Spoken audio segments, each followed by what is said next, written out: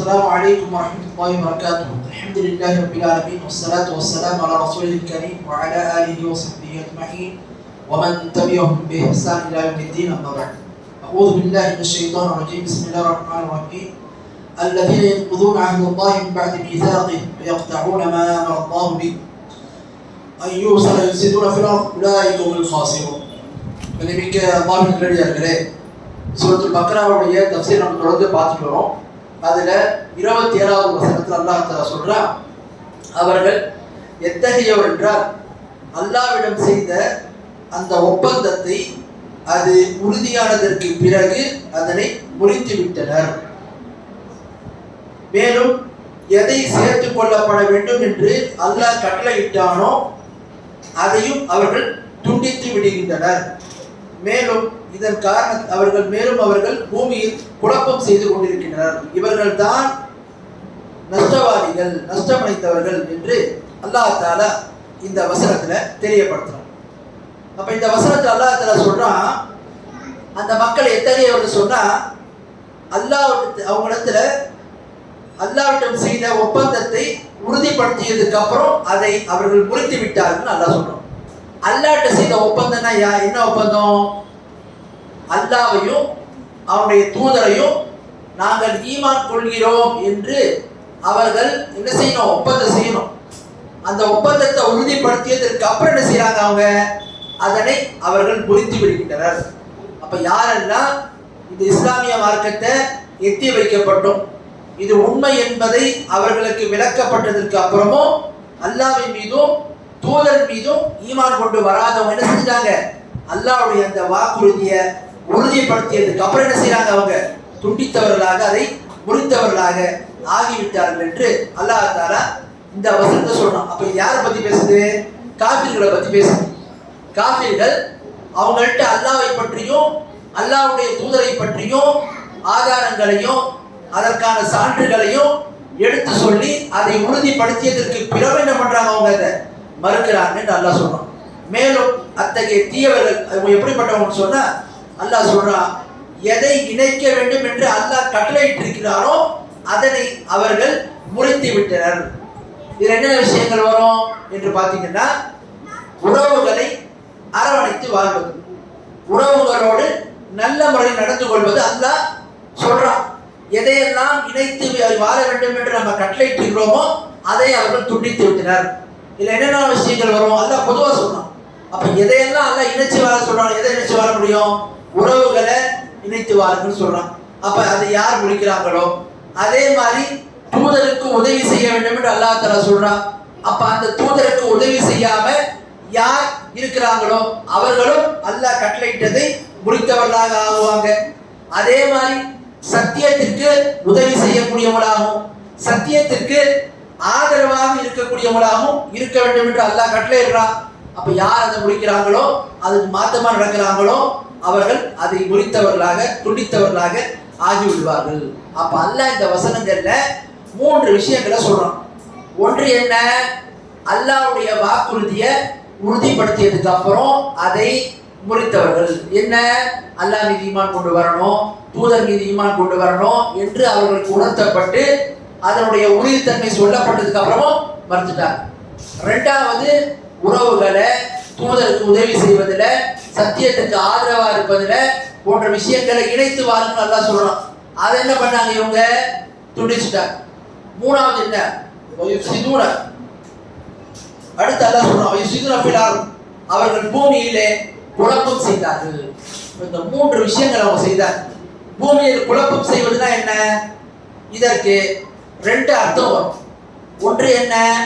நேரடியான அர்த்தம். பூமியில குழப்பம் செய்வது என்று சொன்ன விஷயம், உணரக்கூடிய விஷயத்தில் உள்ளது என்ன?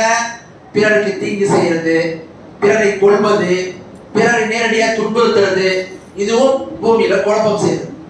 2வது அர்த்தம் என்ன?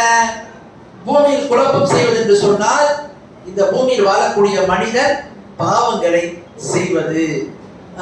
அதே மாதிரி இந்த பூமியில வாழும்போது அவன் மார்க்கத்தின்படி நடக்காமல் அவன் பாவங்கள்ல ஈடுபடுறது. இது என்ன? இதற்கு இந்த ஒரு அர்த்தமும் இருக்குது அப்படின்றத பார்க்கணும். அப்ப இந்த மக்களை குறித்து தான் அல்லாஹ் சொல்றான், யாரெல்லாம் இப்படி அல்லாஹ்வுக்கு கொடுத்த வாக்குறுதியை முறித்தார்களோ, எதை அல்லாஹ் இணைச்சி வாழ சொன்னாலும் அதை துண்டிச்சாங்களோ, யார் பூமியில் குழப்பம் செய்தார்களோ, இந்த 3 விதமான பண்பு உள்ளவங்க, செயல் உள்ளவங்க, அவங்க எப்படிப்பட்டவங்க? உலாயிக உல் ஹாசிரூன், அவர்கள்தான் நஷ்டவாளிகள் என்று அல்லாஹ் இந்த வசனத்துல தெரியப்படுத்துறான். ஆகவே இந்த வசனம் நமக்கு என்ன படிப்பினைகள், என்னென்ன விஷயங்கள் அடங்குதுன்னு சொன்னா, அல்லாஹ்வுடைய வாக்குறுதியை மீறது எப்படி? அது வெறும் காபிர்கள் மட்டுமல்ல, முஸ்லிமா இருக்கக்கூடியவங்க இந்த வசனத்தை வருவாங்க. எப்படி? இப்ப ஒருவர் தன்னை முஸ்லிம் என்று பிரகடனப்படுத்துறார், தன்னை முஸ்லிம் என்று அடையாளப்படுத்துறார். அதுக்கு என்ன அர்த்தம்? இஸ்லாமிய மார்க்கத்தினுடைய கட்டளைகளை அவர் செயல்படுத்தும். இப்ப அல்லாஹ் தொட சொல்றான், அல்லாஹ் ஜக்காத்தை தர சொல்றான், அல்லாஹ் மார்க்கத்தின் படி நடக்க சொல்றான், ஹராமான விஷயங்களை தவிர்க்க சொல்றான். அப்போ ஒருத்தர் இஸ்லாத்துக்கு ஏத்துக்கிறாருன்னா, இஸ்லாமிய மார்க்கத்தில் இருக்கிறாருன்னா, அல்லாஹ்வுக்கு இந்த ஒப்பந்தத்தை என்ன செய்யறாரு? உறுதிப்படுத்துறாரு. அல்லாஹ் நீ சொன்ன கடமைகளை நான் செய்வேன், நீ எதை தடுத்திருக்கிறாயோ அதை விட்டு நான் விலகிக்கிறேன்னு சொல்றாரு. ஆனா சொல்லிட்டு அதுக்கு மாத்தமா நடக்கிறான்னு சொன்னா அவர் இந்த வசனத்துல வருவார் அப்படின்னு பார்க்கணும். ஆகவே இப்படிப்பட்டவங்களுக்கு அல்லாஹ் தஆலா எச்சரிக்கை செய்கிறான். அடுத்து அல்லாஹ் எதை இணைத்து வாழ சொல்லி கட்டளையிட்டு இருக்கிறானோ அதான் நம்ம சொன்னோம். என்னென்ன? உறவுகளை இணைத்து வாழ்வது, தூதருக்கு உதவி செய்வது, மார்க்கத்துக்கு ஆதரவா இருப்பது, சத்தியத்துக்கு உதவியா இருப்பது, இதெல்லாம் என்ன? இணைத்து வாழக்கூடிய கட்டளைகள். அப்ப இதை யார் ஒரு மனிதன் துண்டிக்கிறானோ அவர்களுக்கு எச்சரிக்கை விடப்பட்டிருக்கு. ரசூலா சொல்றாங்க, லா யதுகுல் ஜன்னத காத்தி, யார் உறவுகளை துண்டிக்கிறானோ அவன் சொர்க்கத்தில் நுழைய மாட்டான். இஸ்லாமிய மார்க்கத்துல உறவுகளை அரவணைத்து வாழ்வதனுடைய கட்டளை அல்லாஹ் இந்த வசனத்தை தெரியப்படுத்துறான். அடுத்து பாருங்க, இந்த வசனத்துல அல்லாஹ் தஆலா தெரியப்படுத்துறான் என்ன? பூமியில் குழப்பம் செய்வார்கள். அப்ப பூமியில குழப்பம் செய்வது பாரதூரமான விஷயம். பூமியில குழப்பம் செய்யக்கூடாது. ஏன்? பூமியில ஒரு மனிதன் பாவங்கள்லையும் குழப்பங்கள்லையும் ஈடுபட்டான்னு சொன்னா, அதனால் அல்லாஹ் இந்த பூமியில் அந்த மனிதனுக்கு சில சோதனைகளையும், அவன் செய்யக்கூடிய பாவத்தை காரணமாக அவன் கரங்கள் சம்பாதித்த பாவத்திற்காக வேண்டி அல்லாஹ் பூமியில் சில விஷயங்களை அவனை சுமக்கி செய்கிறான். அதுதான் அல்லாஹ் குர்ஆன்ல சொல்றான்.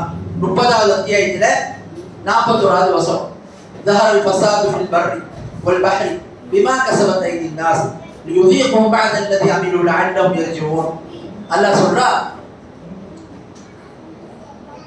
அல்லாஹ் இந்த வசனத்துல சொல்றான், நிலத்திலும் நீர் பரப்பிலும் குழப்பங்கள், மனிதர்கள் சம்பாதித்த பாவத்தின் காரணத்தினால் குழப்பங்கள் தோன்றிவிட்டன. எனவே அதனை அவர்களுக்கு சுவைக்க செய்வதற்காக வேண்டி இப்படி நாம் இதனை ஏற்படுத்துகிறோம் அல்லாஹ் சொல்றான். அப்ப இந்த உலகத்துல நிம்மதி இல்லாத வாழ்க்கைக்கு, குழப்பங்கள் தோன்றுவதற்கு, முஸ்லிம் அல்லாத காபிர் ஆட்சியாளர்கள் முஸ்லிம்களை துன்புறுத்துறதுக்கு, இதுக்கெல்லாம் காரணம் என்ன? காரணங்களை ஒரு காரணம், முஸ்லிம்களே ஒரு காரணம். என்ன? அவர்கள் செய்யக்கூடிய பாவம், அவர்களுடைய கரங்கள் செய்யக்கூடிய அந்த பாவம். அதைத்தான் பாருங்க, நூஹ் அலைஹிஸ்ஸலாம் தன் சமூக மக்கள்கிட்ட சொல்றாங்க, فَقُلْتُ اسْتَغْفِرُوا رَبَّكُمْ إِنَّهُ كَانَ غَفَّارًا يُرْسِلِ السَّمَاءَ عَلَيْكُمْ مِدْرَارًا وَيُمْدِدْكُمْ بِأَمْوَالٍ وَبَنِينَ وَيَجْعَلْ لَكُمْ جَنَّاتٍ وَيَجْعَلْ لَكُمْ أَنْهَارًا. அல்லாஹ் தஆலா சொல்ற அந்த வசனத்துல நூஹ் அலைஹிஸ்ஸலாம் தன் சமூக மக்கள்கிட்ட சொன்னாங்க. என்ன சொன்னாங்க? நீங்கள் உங்கள் ரப்பிடத்துல இஸ்திக்பார் பண்ணுங்க, பாவ மன்னிப்பை தேடுங்க, உங்கள் ரப்பு மன்னிக்க கூடியவனா இருக்கிறான். அப்படி நீங்க செஞ்சீங்கன்னா, தன் சமூக மக்கள்கிட்ட நூஹ் நபி சொல்றாங்க, எந்த மலையை அல்லாஹ் உங்களுக்கு தடுத்து வைத்திருக்கிறானோ அந்த மலையை உங்களுக்கு அல்லாஹ் என்ன செய்வான்? தொடர்ந்து பொழிவு பண்ணும், அதை அனுப்பி கொண்டே இருப்பான். மேலும் உங்களை செல்வத்தை கொண்டும் குழந்தைகளை கொண்டும், ஆண் குழந்தைகளை கொண்டும் அல்லாஹ் உங்களை என்ன செய்வான்? உறுதிப்படுத்துவான், உங்களுக்கு சொர்க்க சோலைகளை ஏற்படுத்தி தருவான் என்று சொன்னார். மனிதர்கள் சம்பாதித்த பாவத்தின் காரணத்தினால் சில நேரத்தில் அல்லாஹ் என்ன பண்றான்? தண்டனையா இந்த பூமியில குழப்பம் ஏற்படுத்தணும். அதனால தான் குழப்பம் செய்யக்கூடியவங்க, பாவங்கள் செய்யக்கூடியவங்க பயந்து கொள்ள வேண்டும். சரி, இப்ப ஒரு கேள்வி நமக்கு வரலாம், எல்லா மக்களுமே குழப்பம் செய்யலையே, சில நல்ல மக்களும் ஒவ்வொரு ஊர்ல இருக்கதானே செய்வாங்க. ஊர்ல சில பேர் பாவம் செய்யக்கூடியவங்களா இருந்தாலும் அந்த ஊர்ல ஒரு சில பேரா நல்லவங்க இருப்பாங்க தானே. அப்ப எப்படி இவ்வாறு இருக்கும் போது ஏன் அல்லாஹ் அவங்களை சோதிக்கிறான்? அந்த தண்டனையை அல்லாஹ் எல்லாத்துக்கும் பொதுவாக்குறான் என்பதை பற்றி பார்க்கும் போது ஒரு ஹதீஸ் புகாரில வருது. ஸைனப் ரலியல்லாஹு அன்ஹு கேக்குறாங்க. அல்லாஹ்வுடைய தூதர் சொல்றாங்க, வயலுல் லில் அரப் மின் ஷர்ரின் கத் இக்தரப். அரபுகளுக்கு நெருங்கி வரக்கூடிய ஒரு கேடு, ஒரு தீங்கு வரவிருக்கிறது என்று சொல்றாங்க.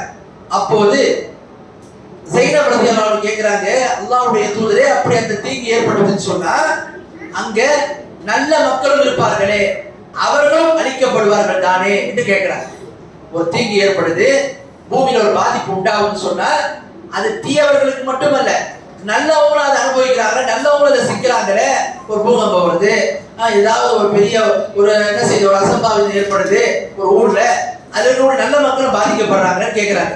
அப்போ ரசூலுல்லாஹ் சொல்றாங்க, ஆமா, அதுல நல்ல மக்கள் பாதிக்கப்படுவாங்க. எப்போ இதா கஃபுரல் கஃபஸ், எப்போது தீங்குகள் அதிகமாயிடுமோ, மிகைத்து விடுமோ, அப்ப அல்லாஹ் என்ன பண்ணுவான், அல்லாஹ் அவங்களுக்குள்ள அந்த தண்டனையை பொதுவாக கொடுப்பான். அது நல்லவங்களுக்கும் ஏற்படும், கெட்டவங்களுக்கும் ஏற்படும். ஆனால் மறுமையில அவர்கள் அவருடைய நியத்துக்கு ஏற்றவாறு என்ன செய்யப்படுவாங்க, எழுப்பப்படுவாங்க என்று அல்லாஹ்வுடைய தூதர் சொல்றாங்க. ஆகவே நல்ல மக்கள் இருந்தாலும் அவங்க மீது உள்ள கடமை என்ன, நன்மையை ஏவி தீமையை தடுக்கணும். அப்படி இல்லைன்னா அல்லாஹ்வுடைய அந்த தண்டனையானது எல்லா தரப்பு மக்கள் என்ன செய்யும், வந்து அடையும் என்பதை பார்க்கணும். அடுத்து பாருங்க, அல்லாஹ் தஆலா அதுக்கு அடுத்த வசனத்துல 28வது வசனத்துல சொல்றான், கைஃப தக்ஃபுரூன பில்லாஹி வ குன்தும் அம்வாத் ஃபஅஹ்யாக்கும் ஸும்ம யுமீத்துக்கும் ஸும்ம யுஹ்யீக்கும் ஸும்ம இலைஹி துர்ஜஊன். அல்லாஹ் சொல்றான், அந்த அல்லாஹ் எத்தகையவன் என்றால், அவனை நீங்கள் நிராகரிக்கின்றீர்களா, அவன்தான் உங்களை மரணித்தவர்களாக நீங்கள் இருந்தபோது உங்களை உயிர் கொடுத்து எழுப்பினான், மீண்டும் உங்களை மரணிக்க செய்கின்றான், மீண்டும் உங்களை உயிர் கொடுப்பான், அவன் பக்கமே நீங்கள் திரும்பக்கூடியவர்களாக இருக்கிறீர்கள் என்று அல்லாஹ் தஆலா இந்த வசனத்துல தெரியப்படுத்துறான். அப்ப இந்த வசனத்துல பாத்தீங்கன்னா அல்லாஹ்வையா நீங்க நிராகரிக்கிறீங்க என்று அந்த மக்கள்கிட்ட ஆச்சரியப்பட விதமா அல்லாஹ் தஆலா என்ன செய்யறான், கேட்கிறான். எப்படி இருந்தீங்க நீங்க, மக்களை பார்த்து சொல்றான் அல்லாஹ் தஆலா, நீங்கள் மரணித்தவர்களாக இருந்தீங்க, நீங்கள் மைத்தானவர்களாக இருந்தீங்க, அம்வாத், நீங்கள் மரணித்தவர்களாக இருந்தீங்க. இது எந்த நிலையை பத்தி அல்லாஹ் பேசுறான், ஒரு மனிதன் இந்த உலகத்துல அவனுக்கு ஊதப்படுறதுக்கு முன்னாடி, ஆன்மா ஊதப்படுறதுக்கு முன்னாடி தாயின் கருவறையில 40 நாள் இந்திரிய துளியாகும், 40 நாள் ரத்த கட்டியாகும், 40 நாள் சதை பிண்டமாக ஒரு மனிதன் இருப்பான். பிறகுதான் 120 நாள் ஆனதுக்கு அப்புறம் ரூ ஊதப்படும். அப்ப அதான் அல்லாஹ் சொல்றான், நீங்கள் மரணித்தவர்களாக இருக்கு. ரூ ஊதப்படுறதுக்கு அந்த 120 நாளைக்கு முன்னாடி கருவுல, அந்த கருவுல இருக்கக்கூடிய அந்த குழந்தை என்ன, அது இறந்ததாகத்தான் இருக்கும். பிறகுதான் அல்லாஹ் என்ன பண்றான், அதற்கு ரூ ஊதுறான், உயிரை கொடுக்குறான். பிறகு அந்த குழந்தை என்ன செய்யுது, இந்த பூமிக்கு வருது, வந்து அது என்ன செய்யுது, குழந்தை பருவம், வாலிப பருவம், பிறகு அது வாழ்ந்து பிறகு முதுமை என்று மரணிக்கிறது. அல்லாஹ் என்ன சொல்றான், மீண்டும் உங்களை நாம் என்ன செய்யறோம், மரணிக்க செய்கிறோம். அடுத்து பாருங்க, மரணித்ததுக்கு அப்புறம் மீண்டும் கியாமத்து நாள்ல உங்களை உயிர்ப்பிப்போம். மனிதனுடைய நிலையை பத்தி அல்லாஹ் சொல்லும் போது, முதல்ல அவன் எப்படிப்பட்டவனா இருந்தா, ஒண்ணுமே இல்லாம மரணித்திருந்தான். தாயின் கருவறையில் இருக்கும்போது ஒண்ணுமே உயிரே இல்லாம இருந்துச்சு, அப்புறம் தான் உயிரை கொடுத்தோம். இது ஒண்ணு, முதல்ல மரணிச்சவன், ரெண்டாவது உயிரை கொடுத்தோம். மீண்டும் என்ன செய்வான், அவன் இந்த பூமியில வந்ததுக்கு அப்புறம் மரணத்தை கொடுக்கும். அடுத்து பாருங்க, 4வது, மீண்டும் அவனை உயிர்ப்பிப்போம். குழந்தைகள்லாம் கொஞ்சம் பாருங்க, சத்தம் போடாம இருக்க பாருங்க முடிஞ்ச அளவு. அடுத்து 4வது என்ன, அந்த மனிதனை குறித்து அல்லாஹ் சொல்றா, மீண்டும் அவனை என்ன செய்யும், உயிர்ப்பிப்போம். உயிர்ப்பித்ததுக்கு அப்புறம் அவனுக்கு மரணம் என்பது கிடையாது. சொர்க்கவாசியா இருந்தாலும் சரி, நரகவாசியா இருந்தாலும் சரி. அதுக்கப்புறம் என்ன, எல்லாம் பசங்க உட்காரு. அடுத்து அல்லாஹ் என்ன பண்றான், 4வதா அவனை உயிர்ப்பித்ததுக்கு அப்புறம் அவனுக்கு மரணம் என்பதே கிடையாது. சொர்க்கவாசியா இருந்தாலும் சரி, நரகவாசியா இருந்தாலும் சரி. நாளைக்கு மறுமையில மரணத்தை அல்லாஹ் என்ன பண்ணுவான், ஒரு ஆட்டின் வடிவில் கொண்டு வந்து அதுக்கு மரணத்துக்கே மரணத்தை கொடுத்துருவோம். அதுக்கப்புறம் சொர்க்கவாசியும் உயிரோடு நிரந்தரமா இருப்பாங்க, நரகவாசியும் நிரந்தரமாக உயிரோடு இருப்பாங்க. அப்படிதான் பார்க்கணும். இந்த வசனத்தை பாருங்க, அல்லாஹ் தஆலா மரணித்தவன் சொல்றான். மரணித்தவன் சொன்னா எப்படி, முன்னாடி உயிர் இல்லாம எப்படி ஏன் மரணம் சொல்றான் அல்லாஹ் தஆலா? அல்லாஹ் முதல் நிலையை பத்தி, மனிதனுடைய நிலையை பத்தி சொல்லும் போது அவன் மரணித்தவனாக இருந்தான், பிறகுதான் உயிர் கொடுத்தோம் நல்லா சொல்றோம். அப்ப 4 மாசத்துக்கு முன்னாடி குழந்தையா இருக்கக்கூடியவன் ஒன்றுமே உயிரே இல்லாம இருப்பான். ஒரு ஜடம் மாதிரி தான், ஒரு சடம் மாதிரி தான், ஒண்ணுமே இல்லை. அப்படிப்பட்டதை பத்தி அல்லாஹ் தஆலா சொல்லும் போது அதை மரணித்ததுன்னு சொல்றோம். ஒரு விஷயத்தை மரணித்தது நம்ம எப்ப சொல்ல முடியும்? நம்ம பரவாயில்ல எப்ப சொல்லுவோம் மரணித்தாங்க என்று? முதல்ல உயிர் இருந்து அந்த உயிர் போச்சுன்னு சொன்னா மரணிச்சாங்கன்னா மரணித்தவர் நம்ம சொல்லுவோம். ஆனா அல்லாஹ் என்ன பண்றான்? உயிரே கொடுக்காம இருந்த நிலையை குறித்து அல்லாஹ் சொல்லும்போது மரணித்தவன்றான். ஏன்? அல்லாஹ் குர்ஆன்ல பாத்தீங்கன்னு சொன்னா தெரியப்படுத்துறான். 16வது அத்தியாயத்துல 21வது வசனம், அம்பாத் கைரு அஹ்யா, சிலைகளை பத்தி அல்லாஹ் சொல்லும்போது அவை மரணித்தவை, அவை உயிர் கிடையாதுன்னு ஆகும். சிலைகளை பத்தி அல்லாஹ் சொல்லும்போது, சிலைகள் என்ன? அது உயிரற்ற ஒரு பொருள். அந்த பொருளுக்கு அல்லாஹ் என்ன வார்த்தையை பயன்படுத்துறான்? அம்வாத். அம்வாத்னா மரணித்தவர்கள் நம்ம பார்த்து. அப்ப சிலைகளுக்கு உயிரே கிடையாது, அவற்றுக்கு உயிர் வரவும் செய்யாது. அல்லாஹ் என்ன பண்றான்? மரணித்தவர்கள் மையத்தானவங்க சொல்றான். ஏன்? அப்போ உயிரற்ற ஒரு ஜடத்திற்கு கூட மௌத் என்கின்ற வார்த்தை அரபியில பயன்படுத்தப்படும் அப்படின்னு பார்க்கணும். அடுத்து பாருங்க, அல்லாஹ் சொல்றா நாம என்ன பண்றோம்? மீண்டும் அவனை உயிர்ப்பிக்கிறோம். எப்போ உயிர்ப்பிக்கிறோம்? அவன் 120 நாள் ஆனதுக்கு அப்புறம். அப்ப நமக்கு என்ன விளங்குது சொன்னா, ஒரு தாயினுடைய கருவறையில குழந்தை 120 நாளைக்கு முன்னாடி மரணிச்சுன்னு சொன்னா, அதாவது அது அபாசம் ஆயிடுச்சு, குழந்தை என்ன செய்யுது, அது வெளியே வந்துட்டு அது பிறக்க முடியாத நிலை ஏற்பட்டுன்னு சொன்னா அது என்ன ஆகாது? அதுக்கு ஜனாசா தொழுகை கிடையாது. ஏன்? உயிரோடு இருக்கக்கூடிய ஒரு இதுக்கு தான் ஜனாசா. 120 நாள் ஆனதுக்கு அப்புறம் குழந்தை மரணித்து பிறந்தாலும் சரி, உயிரோடு பிறந்த அப்புறம் மரணிச்சாலும் சரி, அது தொழுகை இருக்குது. 120 நாளைக்கு முன்னாடி குழந்தை மரணித்து விட்டதுன்னு சொன்னால் அது உயிரற்ற பொருள் கிடையாது, அது மௌத்தான பொருள் தான். எனவே அதுக்கு ஜனாசா கிடையாது, உசுல் கிடையாது, கஃபன் கிடையாது, தொழுகை கிடையாது என்பதை நாம பார்க்கிறோம். அடுத்து பாருங்க, இந்த வசனத்தை அல்லாஹ் தஆலா நமக்கு தெரியப்படுத்துறான், அவன் அனைத்து பொருட்கள் மீதும் ஆற்றல் பெற்றவன் என்று தெரியப்படுத்துறான். அடுத்து அல்லாஹ் இந்த வசனத்துல மிக முக்கியமான ஒரு விஷயம் சொல்றான், மீண்டும் நீங்கள் உயிர்ப்பிக்கப்படுவீர்கள். மரணித்ததுக்கு அப்புறம் மீண்டும் உயிர்ப்பிக்கப்படுவீர்கள் அல்லாஹ் கேட்கிறான். இந்த வசனத்தில் அல்லாஹ் தஆலா மறுமை நாள் என்று ஒன்று இருக்கிறது, அங்கு அனைவரும் எழுப்பப்படுவோம் என்று இந்த வசனத்துல தெரியப்படுத்துறோம். அப்ப இந்த வசனத்துல தான் நம்ம பார்க்கிறோம், அரபு மக்கள் காபிர்கள் ரசூலுல்லாஹ்ட்ட கேட்டாங்க, மையுஹியல் இதாம் வஹிய ரமீம், ஒரு மனிதன் எலும்பு, அதாவது அவனை புதைத்ததுக்கு அப்புறம் மண்ணுல மக்கி உளுத்து போனதுக்கு அப்புறம் மீண்டும் அதை உயிர்ப்பிப்பவன் யார் என்று அந்த மக்கள் கேட்டாங்க.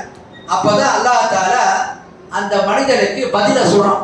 மொத்தம் அல்லாஹ் தஆலா சூரா யாசீன்ல இந்த விஷயத்தை பத்தி சொல்றான். என்ன விஷயம்?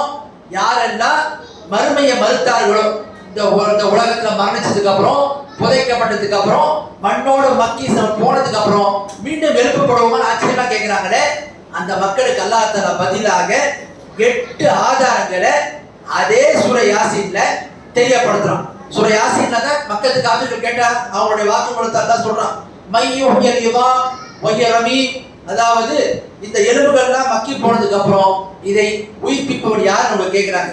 சொல்லுங்க ஆதாரம் 1 என்ன? அதுக்கு அடுத்த வசனத்தை அல்லாஹ் தஆலா சொல்றான், குல் யுஹ்யில்லதி அன்ஷா அவ்வல மர்ரா. அல்லாஹ் சொல்றான், நபியே நீங்க சொல்லுங்க, இவங்க கேட்கறாங்கல்ல யார் இதை உயிர்ப்பிப்பான்னு, அவங்க கிட்ட சொல்லுங்க, முதல்ல யார் இதை படைச்சானோ அவன் தான் உயிர்ப்பிப்பான். முதல்ல ஒருத்தன் படைச்சவனுக்கு இரண்டாவது படைக்கிற ஒரு சிரமமும் கிடையாது. அப்ப அல்லாஹ் தஆலா மனிதனை மீண்டும் எழுப்புவோம் என்பதற்கு என்ன ஆதாரம் சொல்றான்? எப்படி அவனை முதல்ல நம்ம ஒண்ணுமே இல்லாம இருந்தான், ஒரு மனிதன் மூலமா ஒரு ஜோடியை உருவாக்கி அந்த ஆண் பெண் மூலமா இந்த பூமியில மனிதனை பல்கி பெருக செய்தோம், மீண்டும் அவனை கொண்டு வர நமக்கு சிரமமா? இல்ல. முதல்ல யார் கொண்டு வந்தானோ மீண்டும் அவங்களை உயிர்ப்பிப்பான். இது ஒரு ஆதாரம். அடுத்து என்ன? ஒவ்வொரு குள்ளி ஹல்கின் அலீம், அவன் ஒவ்வொரு படைப்பை பற்றியும் நன்கு அறிந்தவன். அப்ப இந்த வசனத்தை அல்லாஹ் தெரியப்படுத்துறான், அவன் தான் படைப்பாளன், அனைத்தையும் நன்கு அறிந்தவன். இந்த பண்புடையவன் உங்களை மீண்டும் என்ன செய்வான்?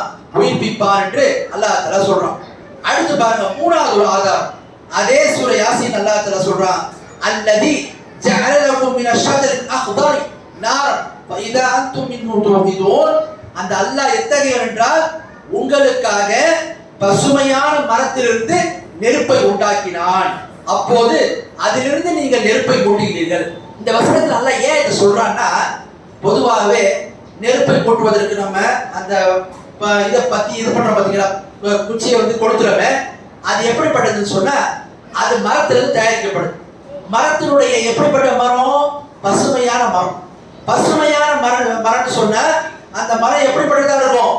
ஈரமானதாக இருக்கும். ஈரமான ஒரு பொருள்ல சூடான தன்மை வரவே வராது. ஆனா அல்லாஹ் என்ன பண்றான்?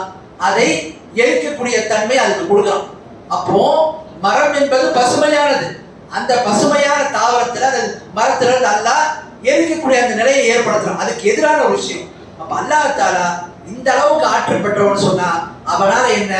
மரணித்தவர்களை மீண்டும் எழுப்புவது ஒன்றுமே இல்லை, சாதாரண விஷயம் என்பதை அல்லாஹ் என்ன செய்யறான்? தெரியப்படுத்துறான். இது மூன்றாவது ஒரு ஆதாரம். அடுத்து பாருங்க, நாலாவது ஒரு ஆதாரம் அல்லாஹ் சொல்ல யாசீன்லே தொடர்ந்து சொல்லிட்டு வரான். அவ் லைஸ அல்லதி خلق السماوات والارض بقادر على ان يخلق مثلهم بلى هو. அடுத்து அல்லாஹ் சொல்றான் பாருங்க, வானத்தையும் பூமியும் அவன் படைத்தவன். எப்படிப்பட்டவன்? அவன் ஆற்றலுடையவன் என்று சொல்லிவிட்டு அவன் சக்தி பெற்றவன் இல்லையா என்று அது மாதிரி ஒன்றை கொண்டு வருவதற்கு அவன் சக்தி பெற்றவன் இல்லையா அல்லாஹ் கேட்கிறான். அப்ப இதிலிருந்து அல்லாஹ் என்ன சொல்ல வரான்? வானம் பூமி படைக்கப்பட்டது பிரம்மாண்டமான படைப்பு. அப்படிப்பட்ட படைப்பையே படைத்த ஒரு ரப்புல் ஆலமீனுக்கு ஒரு மனிதனை மீண்டும் படைக்கிறது என்ன சாதாரணமான விஷயம்? அவன் அனைத்து பொருட்கள் மீதும் சக்தி பெற்றவன். அடுத்து பாருங்க, அல்லாஹ் தஆலா அதுக்கு அடுத்து நான் ஐந்தாவது ஒரு ஆதாரத்தை சொல்றான். என்ன? வஹுவல் ஹல்லாகுல் அலீம். அவன் மிக பெரும் படைப்பாளன், நன்கறியக்கூடியவன். அப்போ இந்த ஐந்தாவது ஆதாரத்தில் என்ன சொல்றான்? அல்லாஹ் தஆலா ஆற்றலுடையவன், அனைத்தையுமே செய்வதற்கான சக்தியை பெற்றவன். அடுத்து ஆறாவது ஆதாரத்தை சொல்றான் பாருங்க, இன்னமா அம்ருஹு இதா அராத ஷைஅன் அன் யகூல லஹு குன் ஃபயகுன். அடுத்து அல்லாஹ் சொல்றான் என்னன்னு? ஆறாவது ஆதாரம் அவனுடைய கட்டளை. அல்லாஹ் என்ன சொல்வான்? ஒரு விஷயத்தை ஆகு என்று சொன்னால் ஆயிடும். ஒரு விஷயத்தை அல்லாஹ் ஆகுன்னு சொன்னா ஆயிடும். அப்படிப்பட்ட ரப்புல் ஆலமீனுக்கு படைத்த ஒரு மனிதனை மீண்டும் உயிர்ப்பிக்கிறது ஒரு விஷயமே கிடையாது. அவன் ஒன்றை ஆகி என்று சொன்னால் ஆகிவிடும் என்று அல்லாஹ் தெரியப்படுத்துறான். அடுத்து பாருங்க, ஏழாவது ஆதாரம், சுப்ஹானல்லதீ பியதிஹி மலக்கூத்து குல்லி ஷைஇன் வ இலைஹி துர்ஜஊன். அல்லாஹ் சொல்றான், சகலவற்றின் அதிகாரமும் ஆட்சியும் எவனுடைய கைவசம் இருக்கின்றதோ அத்தகையவனே மிக பரிசுத்தமான, அனைத்து ஆற்றலையும் அனைத்து வல்லமையும் தன்னகத்தே கொண்ட அந்த ரப்புல் ஆலமீன் மனிதனை மீண்டும் படைக்கிறது என்ன அவனுக்கு ஒரு விஷயமே கிடையாது என்பதை ஏழாவது ஒரு ஆதாரமா சொல்றான். அடுத்து எட்டாவது ஆதாரம் சொல்றான், இலைஹி துர்ஜஊன். நீங்கள் அவன் பாலை திரும்பி வரப்படுவீங்க, கொண்டு வரப்படுவீங்க என்று அல்லாஹ் இந்த வசனம் தெரியப்படுத்துறான். அப்போ சூரா யாசீன்ல அந்த மக்கள் சொன்னாங்க, மண்ணோட மக்கி போன யார் உயிர்ப்பிப்பா? 8 ஆதாரங்களை சொல்றான். அடுத்தடுத்த வசனங்கள்ல அல்லாஹ் மனிதனை மீண்டும் உயிர்ப்பிப்பார் என்று சொல்லி ஆக நபிக்கு அல்லாஹ்வுடைய மனிதனுடைய நிலையை அல்லாஹ் தெரியப்படுத்துறான். ஒண்ணுமே இல்லாதவன் இருந்தவன், மரணித்திருந்தவன் உயிர்ப்பித்தோம். மீண்டும் என்ன செய்யறோம்? அந்த உலகத்துல வாழ்றான், மீண்டும் அவனை மரணிக்க செய்யறோம், மீண்டும் என்ன செய்வோம்? அவனை உயிர்ப்பிப்போம். அப்ப 2 மரணம் 2 உயிர் நம்ம என்ன செய்யறோம்? அந்த மனிதனுக்கு தருகிறோம் என்று சொல்லி அல்லாஹ் தஆலா சொல்றான். ஆகவே இதிலிருந்து மனித மறுமையுடைய சிந்தனையை உறுதிப்படுத்துறதுக்கு இந்த வசனத்தெல்லாம் நமக்கு தெரியப்படுத்துறான். ஆக நம்ம எந்த விஷயத்தை சொன்னோமோ அது சரியான முறை விளங்குவதற்கு அல்லாஹ் நம்ம அனைவருக்கும் அருள் புரிவானாக. ஆஹிரு தஅவானா அல்ஹம்துலில்லாஹி ரப்பில் ஆலமீன்.